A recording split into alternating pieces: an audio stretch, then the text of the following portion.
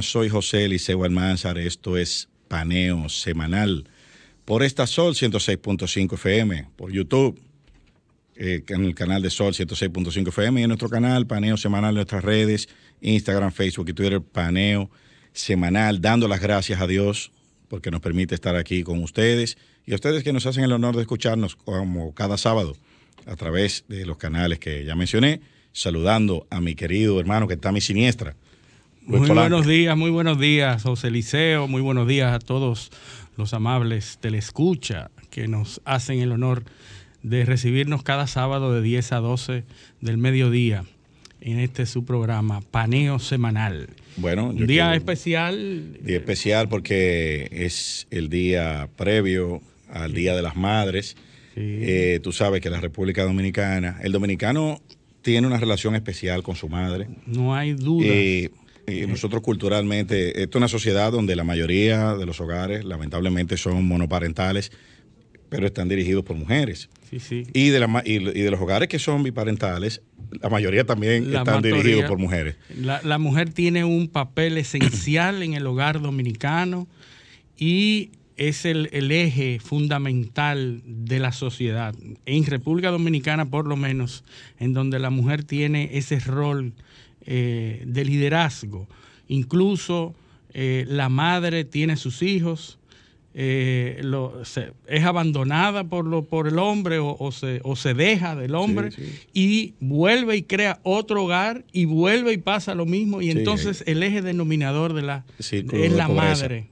Y todos agradecemos la labor de la madre. Yo aprovecho para felicitar a todas las madres dominicanas, en especial, en mi caso particular, debo honrar a 3 mujeres. La primera de ellas, mi esposa. Lógicamente, aquí vamos a aplicar la propiedad conmutativa, ¿no? El orden no importa. No importa el orden. Pero tengo que mencionar a una primero. Bueno, menciono a mi esposa, que es la madre de mis hijos, claro, que los ha criado con mucho amor, mucha devoción y mucha entrega. A ella aprovecho para felicitarla, pero también a mi madre. Sí. Que mi madre, que como dije hace unos años en otro programa de radio en el que estábamos tú y yo he aprendido muchas cosas en la vida. He tenido el honor, gracias a Dios, de pisar muchas escuelas, de leer muchos libros y de aprender mucho. Pero nadie me ha enseñado más que mi madre. Y las enseñanzas son de un valor incalculable. Voy descubriendo que a medida que voy envejeciendo me voy pareciendo más a ella en el temperamento. Sí. Y aprovecho la ocasión para honrarla y darle las gracias por todo eso. Yo espero seguirle dando orgullos y yo estoy muy orgulloso de tenerla como madre y le pido a Dios que me la deje mucho tiempo. Así es, eso le pedimos a todas nuestras madres también, igual como tú. También tenemos que agradecer ese sacrificio, claro, diario, entrega, para poder llegar a ser uno lo que es. Claro, sí, porque tú sabes que hay un argumento de autoridad. Mi mamá y yo discutimos. Déjame decirte que mi mamá es la que me induce a estos temas sociales y políticos.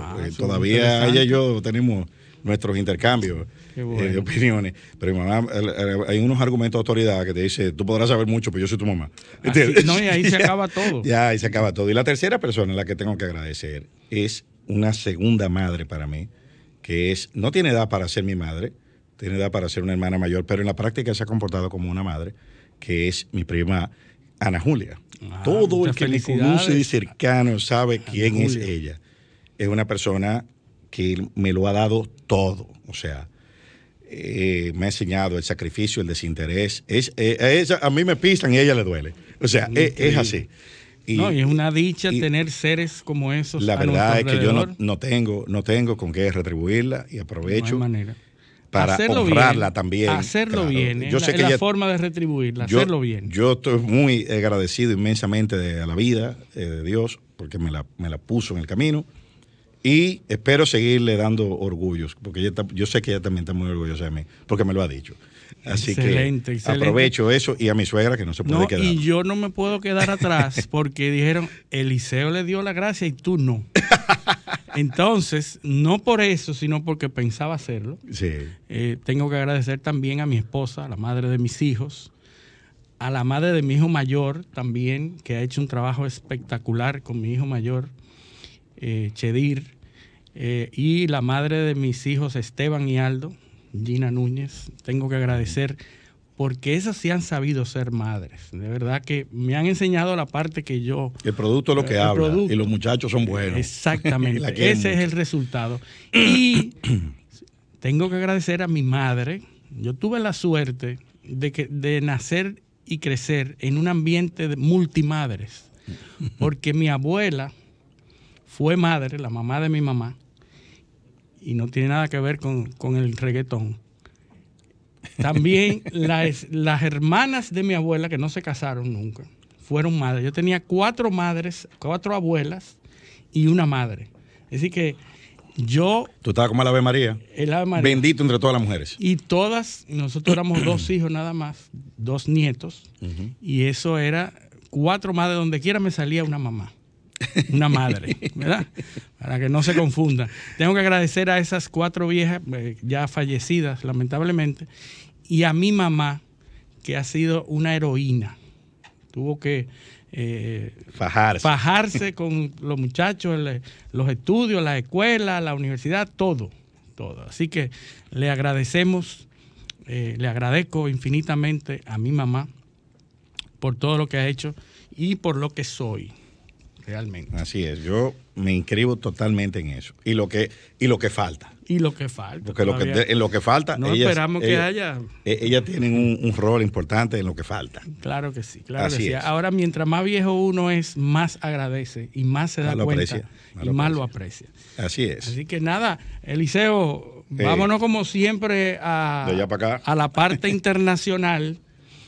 Que en un momento ayer estuvimos conversando y decía, pero que no hay nada importante, no hay nada significativo. Bueno, pero hay un tema que nunca es menos importante, el tema del COVID, el tema de la pandemia. Nosotros tenemos 1 año y varios meses ya, batallando. Año y medio escuchando sobre el COVID.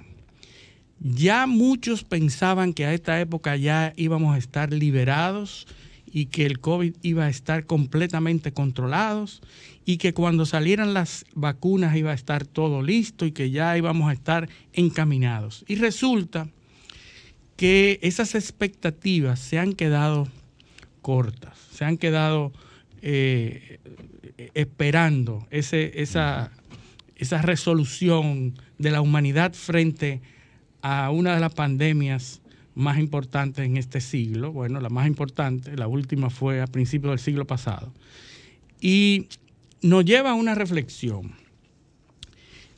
Nosotros estamos, situémonos en donde estábamos en marzo del 2020, donde llegábamos con una ropa, con guantes, lavando con mascarilla, lavando las fundas, echándole alcohol a todo, es decir, en un desconocimiento total de cómo era que se transmitía y cuáles eran las implicaciones del COVID. Nosotros estábamos todos encerrados en las casas, pero con un pavor, con un terror. 1 año después, sabemos más del COVID, pero en cierta forma le estamos perdiendo el miedo al COVID. Estamos relajando esas medidas que inicialmente habíamos tomado. Y es obvio porque conocemos más, sabemos mucho más. Nos vamos acostumbrando a esas medidas, a esos protocolos, pero lo vamos relajando también como parte de nuestro diario vivir. ¿Y a qué viene esto? Bueno, en Vietnam, que había sido uno de los países ejemplo del manejo del COVID porque tenían una incidencia muy pequeña, muy reducida. Incluso el CDC de Atlanta lo había catalogado como nivel 1, es decir, el menor nivel de contagios. Hoy lo colocan en nivel 4. Nivel 4 es un nivel de peligrosidad. Y cuando yo busco el mapa mundial de la CDC y esos niveles de alerta contra COVID, me doy cuenta que el mundo entero está rojo. El mundo entero está en nivel 4, en alerta 4. Es es decir, rojo por todas partes. Pues Vietnam acaba de recibir un incremento considerable en los contagios en las zonas del norte, en las provincias del norte, y ha detectado una nueva variación del COVID, una variación diferente a la variación que ya habíamos hablado en este programa de la India y Gran Bretaña, Reino Unido. Hay una variación que habíamos conversado, la variación India-Reino Unido. Y ahora se detecta otra. La B.1.1.7. Tienen todas unas codificaciones. Esa es. Y esa es, ¿verdad? La .7. Bueno, y ahora surge en Vietnam otra variación, que es muy parecida, pero con un nivel de contagio más rápido. Es decir, que se contagia mucho más rápido que las demás.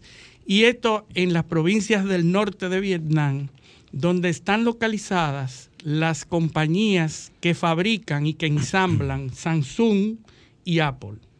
Es decir, los teléfonos celulares y muchas otras, es un sector industrial donde se ubican esas compañías. Entonces hay un brote y ha llamado y ha obligado a Vietnam a cerrar parcialmente estos centros industriales. Lo que plantea que es justo de esperar que estas producciones se aminoren, que la producción de ese tipo de tecnología, de teléfonos celulares y aparatos electrónicos, disminuya la producción. Y entonces, por ende, se incrementen los precios por una cuestión simple de oferta y demanda. Ya hay sectores como, por ejemplo, el sector automotriz, está experimentando una escasez de unidades terminadas por todo esto. Así es, por los componentes tecnológicos, básicamente. Aquí hay, en el mundo entero, hay una escasez de chips impresionante. Los fabricantes de computadoras que descansan su producción en componentes de chips que se ensamblan en Asia están con el grito al cielo. Porque también hubo un aumento inesperado en la demanda de equipos electrónicos. Producto del encerramiento. Del encierro en el que se vieron los países, la mayoría de los países el año pasado. Así es. Y entonces el tema de Vietnam nos hace pensar que tenemos que retomar de nuevo. En la India, gracias a Dios, bajaron un poco los contagios. Llega a las cifras menores en 6 semanas. En la India, recordemos que en la India... ¿Cuánto contagio? Buenos días. Buenos días, nuestro querido hermano. En vez de 12.000 cada hora, ¿cuánto se están infectando? Como 8.700 más o menos. Sí, porque como tú dices, baja un poco en el universo del país más poblado del mundo. Realmente, donde... Imagínate. Llegó a alcanzar cifra de 200.000 contagios diarios. Así es. No más, José. Casi 400.000, 390 y tantos mil cada hora. Sí. Más o menos. Sí. 300 y tantos mil, casi 400.000. Bueno, desde marzo los nuevos contagios bajaron por primera vez a 1.000 diarios.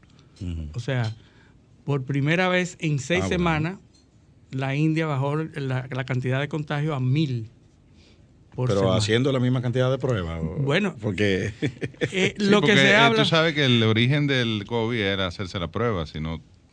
Sí. No hay forma de que si no hay prueba, no hay COVID. No hay prueba. Muerto es lo que hay. Pero fíjate qué interesante, y volviendo al plan, al mapa mundial, que la CDC, que es el Centro de Enfermedades de Transmisión, de Contacto, de Infecciones, el Centro de Contacto de Infecciones de Atlanta, de los Estados Unidos, hace un mapa en donde están las alertas y los niveles de alerta por países, ¿verdad? Ya yo dije que todos los países están en rojo. Oye, ¿cuáles son los países que no están en rojo? Uganda, ¿verdad? Uganda, en África, cuya población está un 80% una población rural. Es decir, están O sea, hay que ir a un campo de Uganda a ver si es verdad que tienen, y como están separados, cada cual en familia, no hay comunicación, no hay comunicación entera. Entonces, ese no está en alerta 4, sino que está en alerta 3, en alerta 2. Sierra Leone no está en alerta 4.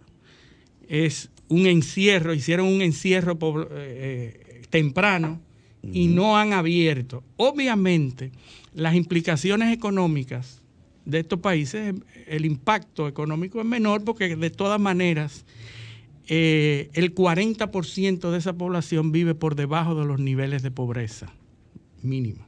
Es decir, ya son pobres, ya no importa que se encierren o no se encierren, no hay impacto a la economía de esos países.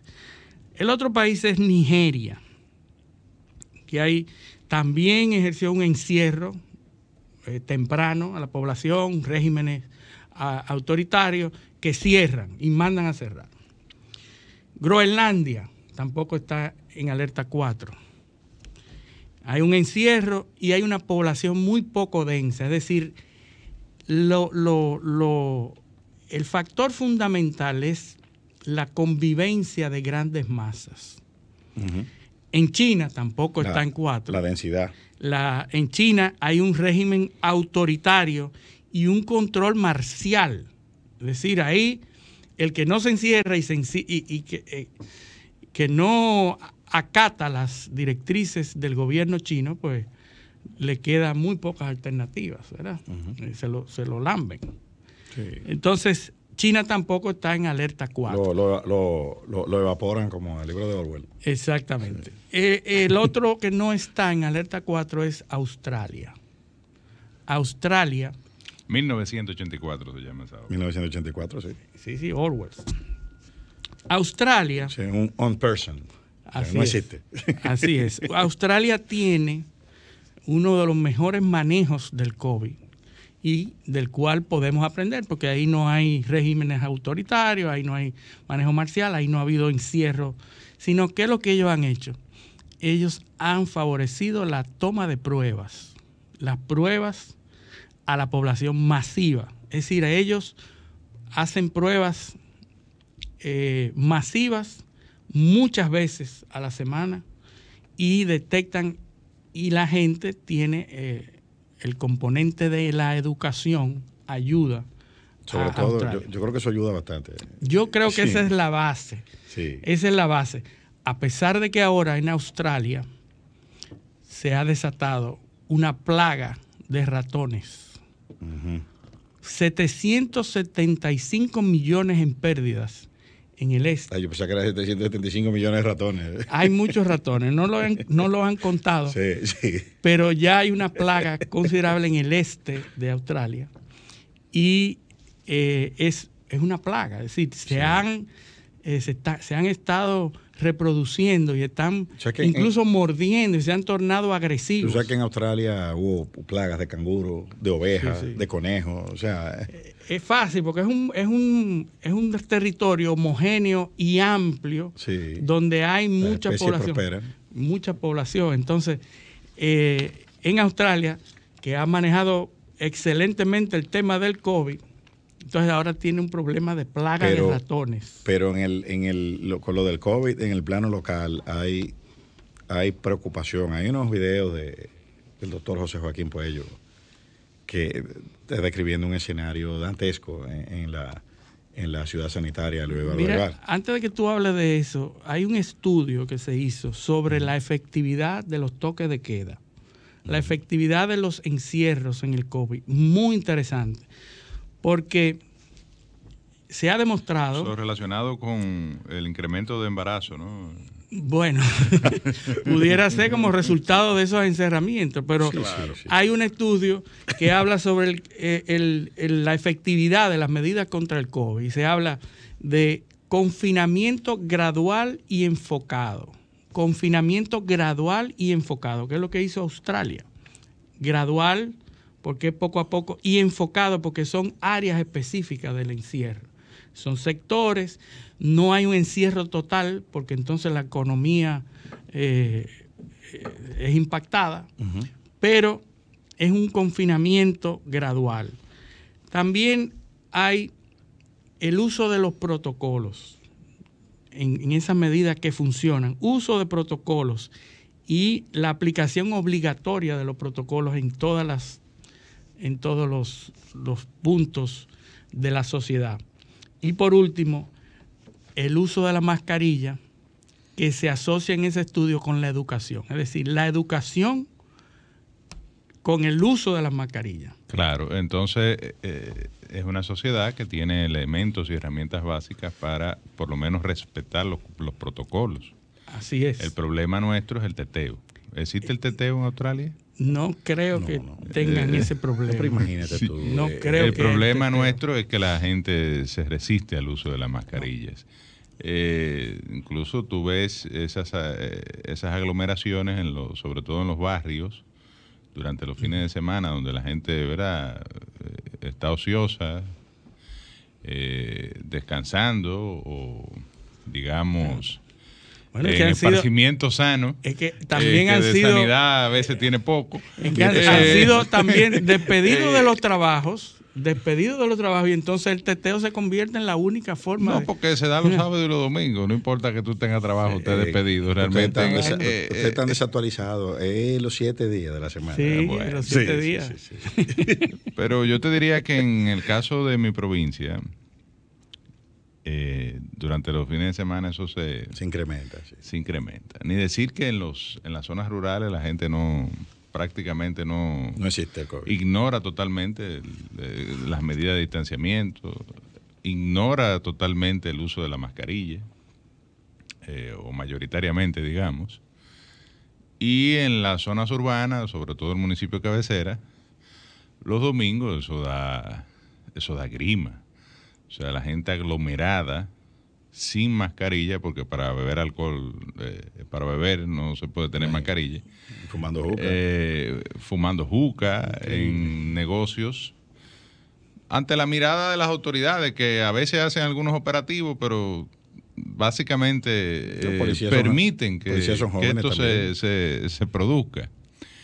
Y yo decía en el Congreso, en la sesión del miércoles, que entendía que las medidas que se habían tomado en el caso de Santo Domingo, con un índice de positividad diaria ya alrededor de 21%, en San Cristóbal se tomaron, no se han tomado medidas especiales como el Gran Santo Domingo, pero es la provincia que lidera el índice de positividad diaria, con casi un 25%.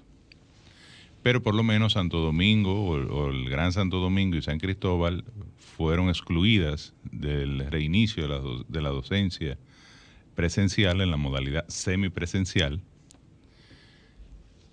Sin embargo, la segunda provincia con más incidencia, que es San Juan de la Maguana, con casi un 22% de positividad diaria, y Barahona siendo la cuarta, con casi un 21% de positividad diaria, pues en estas provincias no se han tomado ningún tipo de medida adicional. Estas 4 demarcaciones, tomando en consideración Distrito Nacional, Santo Domingo, San Cristóbal, San Juan de la Maguana y Barahona, son las 4 provincias del país con mayor incidencia de positividad diaria. En el caso de Barahona, hoy, el último reporte que nos llega es que solo queda una cama disponible en el hospital regional, que además es para atender 4 provincias, es decir, los casos de Pedernales, Bauruco, Independencia y Barahona, que es el hospital Jaime Sánchez, el que se ha destinado al antiguo hospital del Seguro Social, que se ubica en el distrito municipal de Villa Central, y es el que se ha destinado como hospital regional para recibir los casos de COVID. Una sola cama quedaba, no sé si, porque una cama, ¿verdad?, la ocupa cualquiera en cualquier momento. En cualquier minuto.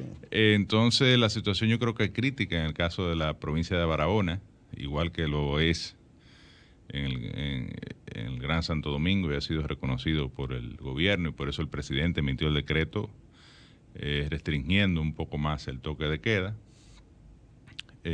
prohibiendo la venta de alcohol después de las 5 de la tarde. A ver si se limita un poco el famoso teteo y logramos de alguna forma u otra pues disminuir los niveles. Este es un rebrote que digamos que hasta cierto punto se preveía, porque cada vez que hay un asueto importante se produce una situación de esta naturaleza. Y en el caso del asueto que me refiero es el de Semana Santa. La gente salió, se distendió, lo que tú decías al inicio del programa. Hay una tendencia un poco a relajar las medidas, a convivir con el COVID, como llegó para quedarse, bueno, es una realidad. Mucha gente se ha vacunado, tengo entendido que cerca de 2 millones de personas ya. No, se han inoculado casi 4 millones de vacunas, pero hay 1 millón que tienen las 2 dosis. Ok, 1 millón con la segunda dosis y 3, digamos, con la primera. 3 con una dosis. Sin embargo, conozco varios casos, no muchos, pero varios, en mi entorno por lo menos 2, de personas con vacunación de las 2 dosis, infectadas de COVID, e incluso que han tenido que ser hospitalizadas, una de ellas por más de 12 días. Naturalmente, esa persona que estuvo hospitalizada tanto tiempo tiene complicaciones. Comorbilidades, como el caso de diabetes, hipertensión. Pero lo que te quiero decir es que la vacuna no es garantía de que no te dé el COVID. Lo que sí parece es que te da la enfermedad, pero en muchos casos no se manifiesta los síntomas o los síntomas son más leves. Y evidentemente que eso ya es un progreso en el combate de esta enfermedad. Yo reitero el llamado que hice en el hemiciclo y me estoy poniendo la ropa de senador, pero al final de cuentas uno es todo lo que es. En este caso me toca representar mi provincia y hablar de la situación que ocurre en Barahona. Hago un llamado de nuevo a las autoridades, al gobierno, al presidente Abinader, que estuvo el martes allá en Barahona, y hablaremos un poquito de eso más adelante, para que tome medidas especiales en la provincia, porque el caso, me parece que en términos de la incidencia, evidentemente que llena todas las condiciones, ya han fallecido múltiples personas, distinguidos municipios, para citar algunos. Todo el mundo distinguido, pero gente de perfil de reconocimiento. El caso del alcalde en ejercicio de Villa Central falleció hace unos días, y ayer falleció un amigo nuestro, Rubén Alcántara, que fue regidor por el Partido de la Liberación Dominicana en el Ayuntamiento de Santa Cruz de Barahona, y falleció también. Es decir, que está cobrando vidas. Sí. De manera continua el COVID en Barahona y en el país en sentido general. Y una incidencia de personas jóvenes. Y el tema de la vacuna hay que explicarlo bien, porque hay unos niveles de inmunidad que se alcanzan luego de cierto tiempo. O sea, tú te puedes haber puesto las 2 dosis, pero te puedes infectar si la infección ocurre en la ventana de tiempo en el que la inmunidad se desarrolla, que es lo que puede estar pasando. Pero como ustedes dos dijeron, esto se ha banalizado un poco. Sí. Se ha distendido. Me recuerda a Hannah Arendt, la filósofa, la banalidad del mal, que cuando se producen tragedias masivas, la gente se va acostumbrando y le va perdiendo el miedo. Entonces lo banaliza. Eso no es nada y ya. La naturaleza humana es la resiliencia. Tiende a eso. La resiliencia de adaptarse a la cosa y eventualmente tú le pierdes el miedo. Ahora, a mí me preocupó en la semana que acaba de transcurrir. Yo escucho al mediodía varios programas y voy cambiando de emisora en la medida en que los temas son de mi interés. Varios programas, específicamente 4 programas, que hacen el programa escuchando a la gente que llama, a los radioyentes. Y los radioyentes participan en estos programas al mediodía, aquí en República Dominicana. Como uno va en la calle, y hay muchos tapones, pues le da tiempo a oír mucho contenido de esos programas. ¿Y qué me preocupa a mí de esto? La cantidad de personas que llaman con una ignorancia rampante de lo que sucede y de lo que está pasando y de para qué sirven las vacunas y que si se vacuna o no se vacuna, o que aquí todavía hay gente dudando. Pero dudando, pero mucha gente. Pero muchas personas aquí no, que aquí profesionales. Aquí hay mucha gente profesionales inventando muchísimos disparates y propagando muchísimas teorías con relación a la vacuna. De cuestiones que tú le dices, bueno, soy fulano de tal, ingeniero, que sé cuánto, y yo soy perencero. Personas de todos los niveles sociales que hablan. No, y lo más grande es gente que llevaban a sus hijos, con varios hijos, sí, a vacunarlos sin preguntar de qué es que lo están vacunando. Sí, pero y creían en esa vacuna. ¿Qué es lo que está pasando? Y se pusieron la viruela, que era una vacuna, que es una marca en el brazo. Mecanismo, José, es un mecanismo. Lo que estoy hablando es de estos interactivos que participan en los programas. Es un mecanismo de diseminación de noticias equivocadas y de fake news.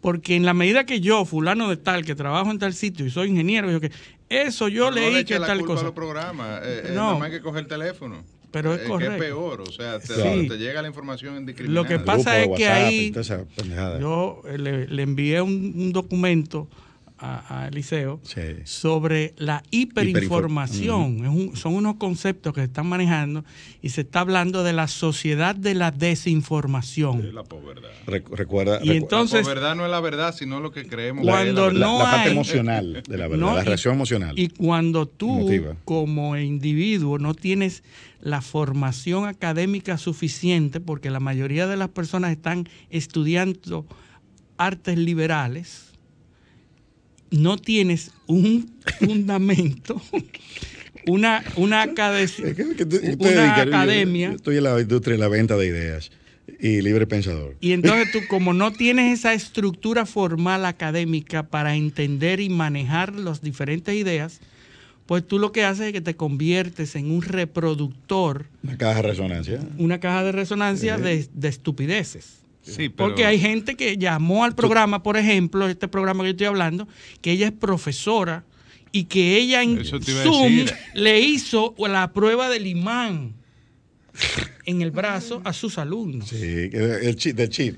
Sí. El imán que nos está invadiendo, que una persona que se pone un pedacito de metal donde lo vacunaron y se queda pegado. O sea, pero la sola, yo me lo puse en el otro brazo, la sola idea de que tú debes hacer esa prueba para los estudiantes te dice mucho de lo que estamos diseminando. Mira, es bueno decir lo siguiente.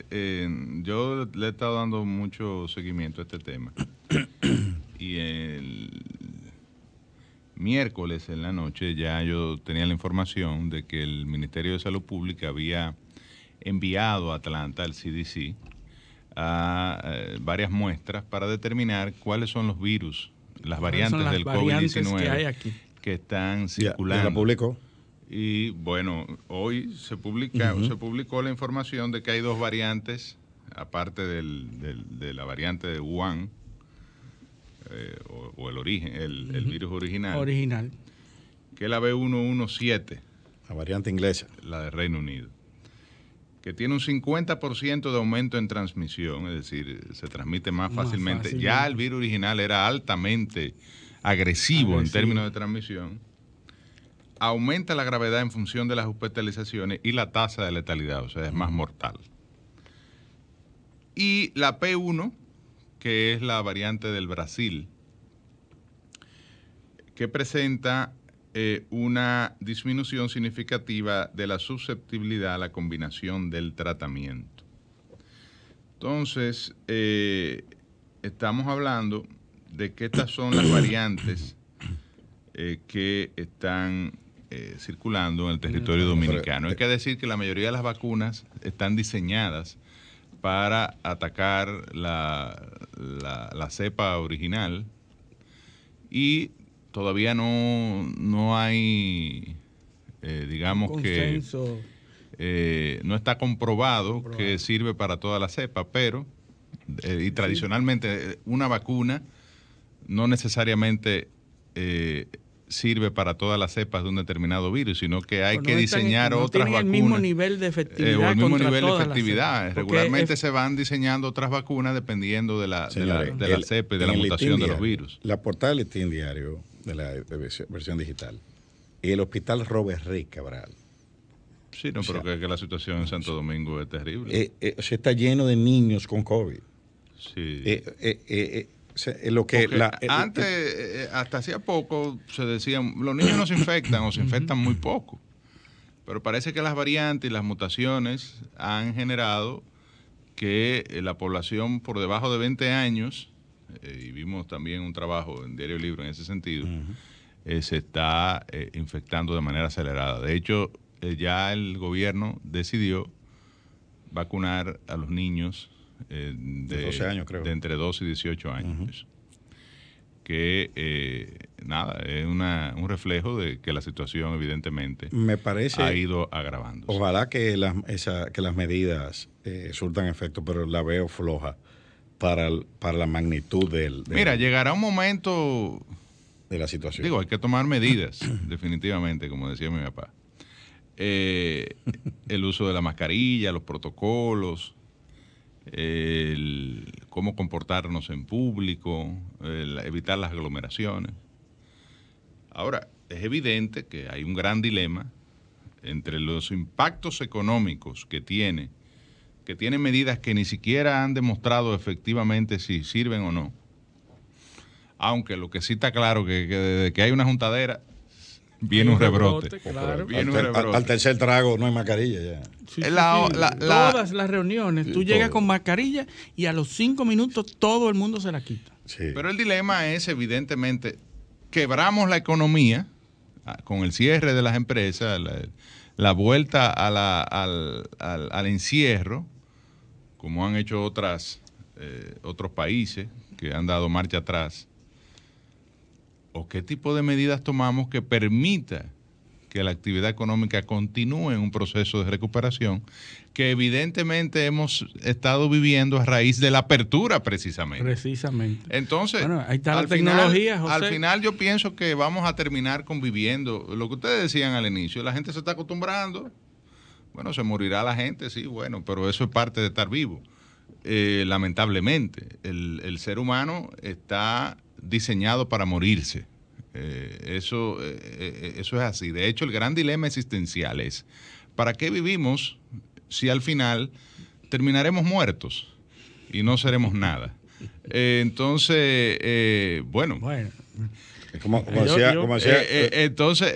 entonces sabemos que evidentemente el ser humano está sometido a enfermedades, cada día con una esperanza de vida mayor, fruto del avance de la tecnología, de la ciencia, de la medicina, sobre todo del estilo de vida también. Somos más conscientes o ganamos más conscientes. De hecho, se ha establecido que la mitad de los niños que nacerían hoy vivirían más de 100 años, con lo cual evidentemente estamos progresando en lo que es la expectativa de vida al nacer. Sin embargo, aunque vivamos 100 años, nos vamos a morir. Entonces, tendremos que vivir con todas las enfermedades y las situaciones, combatirlas, pero tampoco generar una situación, porque yo decía en algún momento, caramba, pero sí, es cierto, hay que tomar medidas especiales porque estamos en una pandemia ante un virus con un nivel de multiplicación en términos de contaminación, de infección, quizás sin precedentes o con pocos precedentes. Pero ¿cuánto mata el encierro en términos de la situación económica, de la pérdida de empleo? Lo que se habla es del precio. De los más vulnerables. Del precio que nos cuesta la inmunización de rebaño. El precio que nos va a costar. Y lo que se está tratando de adquirir al final. Alguien ha estudiado las vidas que se pierden, fruto de la pérdida de los empleos, de la caída de la economía global, del incremento de los precios de las materias primas, de todo lo que ha generado esta situación de histeria colectiva, digamos, por llamarle de una manera. Realmente eso se ha contabilizado. Hay estudios, lo que pasa es que se está haciendo sobre la marcha, pero cuando tú vas a las academias, ves todos los papers que se hacen constantemente sobre todas estas variables. Solamente es meterse en los sitios académicos y buscar esos esos papers que se hacen para cada tema. Lo que se está hablando es porque vamos a llegar, nadie duda de que en algún momento vamos a rebasar, como hemos rebasado cientos de otras enfermedades que el ser humano ya son endémicas, y se habla de que el COVID en algún momento va a ser endémico, como es la gripe, y se va a rebasar. El asunto que se está hablando es el precio que nos costará en términos de vidas y en términos económicos, que al mismo tiempo también son pérdidas ya el primer año personas. de la pandemia nos costó más de 3 millones de vidas. Así es. Entonces lo que hay que tratar de lograr la inmunidad de rebaño común, al menor precio posible. La gripe común en el 2019 mató 600,000. Así es. Así es. Pero bueno,